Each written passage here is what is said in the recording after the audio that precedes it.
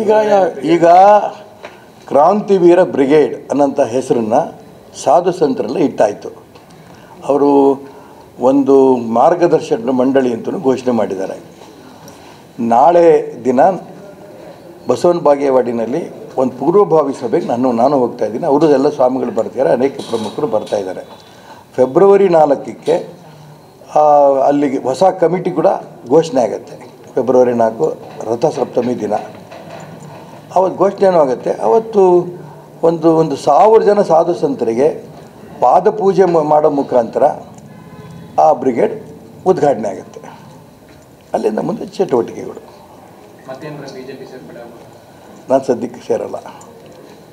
ನಾನು ಹೇಳಿದ್ನಲ್ಲ, ಶುದ್ಧೀಕರಣ ಆಗಬೇಕು ಅನ್ನೋಂಥ ಅಂಶ ಚರ್ಚೆ ಆಗ್ತಾ ಇದೆಯಲ್ಲ, ಇದೇ ನನಗೆ ಸಂತೋಷ. ಇವತ್ತು ನೋಡೋಣ. ನನ್ನ ಪ್ರಾಣ ಹೋದರೂ BJP ಬಿಡಲ್ಲ. ಅದೇ ನನ್ನ ಸಿದ್ಧಾಂತ, ಹಿಂದುತ್ವವೇ ನಂದು.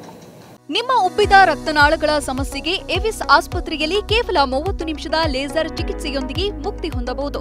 ಹೆಚ್ಚಿನ ವಿವರಗಳಿಗಾಗಿ ಸಂಪರ್ಕಿಸಿ 8088837000. ಯಾವುದೋ ಸ್ಥಾನಮಾನಕ್ಕೆ ಹೋಗಬೇಕು ಅಂದರೆ ಯಾವತ್ತೋ ಹೋಗ್ತಿದ್ದೆ ನಾನು. ಏನೂ ಇಲ್ಲದಿದ್ದಂಥ ನನಗೆ MLA ಮಾಡಿ, ಮಂತ್ರಿ ಮಾಡಿ, ಉಪಮುಖ್ಯಮಂತ್ರಿ ತನಕ ತಂದರಂಥ ಪಕ್ಷನ ತಾಯಿನ ದ್ರೋಹ ಮಾಡಿದ್ರೆ ದೇವ್ರು ಮೆಚ್ತಾನ?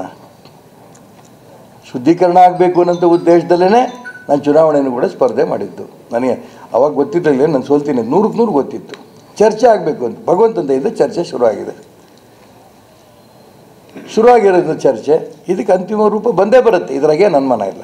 ಅದಕ್ಕೆ ನಾನು ಹೇಳಿದೆ, ಇವತ್ತು ನೆನ್ನೆದಲ್ಲ, ಅನೇಕ ವರ್ಷಗಳಿಂದ ಅನೇಕರು ತಪಸ್ಸು ಮಾಡಿ ಕಟ್ಟಿರಂಥ ಈ ಪಾರ್ಟಿ. ಈಗ ಕ್ರಾಂತಿವೀರ ಬ್ರಿಗೇಡ್ ಅನ್ನೋಂಥ ಹೆಸರನ್ನು ಸಾಧು ಸಂತರೆಲ್ಲ ಇಟ್ಟಾಯಿತು. ಅವರು ಒಂದು ಮಾರ್ಗದರ್ಶನ ಮಂಡಳಿ ಅಂತಲೂ ಘೋಷಣೆ ಮಾಡಿದ್ದಾರೆ. ನಾಳೆ ದಿನ ಬಸವನ ಬಾಗೇವಾಡಿನಲ್ಲಿ ಒಂದು ಪೂರ್ವಭಾವಿ ಸಭೆಗೆ ನಾನು ಹೋಗ್ತಾ ಇದ್ದೀನಿ. ಅವರು ಎಲ್ಲ ಸ್ವಾಮಿಗಳು ಬರ್ತಿದ್ದಾರೆ, ಅನೇಕ ಪ್ರಮುಖರು ಬರ್ತಾ ಇದ್ದಾರೆ. ಫೆಬ್ರವರಿ 4ಕ್ಕೆ ಅಲ್ಲಿಗೆ ಹೊಸ ಕಮಿಟಿ ಕೂಡ ಘೋಷಣೆ ಆಗುತ್ತೆ.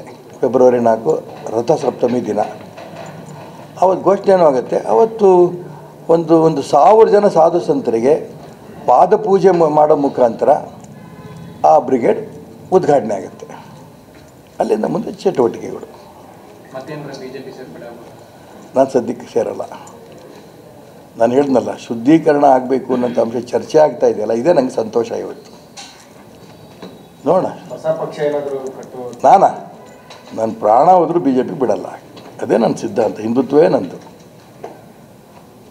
ಯಾವುದೋ ಸ್ಥಾನಮಾನಕ್ಕೆ ಹೋಗಬೇಕು ಅಂದರೆ ಯಾವತ್ತೋ ಹೋಗ್ತಿದ್ದೆ ನಾನು. ಏನೂ ಇಲ್ಲದಿದ್ದಂಥ ನನಗೆ MLA ಮಾಡಿ, ಮಂತ್ರಿ ಮಾಡಿ, ಉಪಮುಖ್ಯಮಂತ್ರಿ ತನಕ ತಂದರಂಥ ಪಕ್ಷನ ತಾಯಿನ ದ್ರೋಹ ಮಾಡಿದ್ರೆ ದೇವ್ರು ಮೆಚ್ತಾನ? ಶುದ್ಧೀಕರಣ ಆಗಬೇಕು ಅನ್ನೋಂಥ ಉದ್ದೇಶದಲ್ಲೇ ನಾನು ಚುನಾವಣೆಯನ್ನು ಕೂಡ ಸ್ಪರ್ಧೆ ಮಾಡಿದ್ದು. ನನಗೆ ಅವಾಗ ಗೊತ್ತಿರಲಿಲ್ಲ ನಾನು ಸೋಲ್ತೀನಿ, 100ಕ್ಕೆ 100 ಗೊತ್ತಿತ್ತು. ಚರ್ಚೆ ಆಗಬೇಕು ಅಂತ ಭಗವಂತಂತ ಇದ್ದ ಚರ್ಚೆ ಶುರುವಾಗಿರೋದು ಚರ್ಚೆ. ಇದಕ್ಕೆ ಅಂತಿಮ ರೂಪ ಬಂದೇ ಬರುತ್ತೆ, ಇದರಾಗೆ ನನ್ನ ಮನ ಇಲ್ಲ.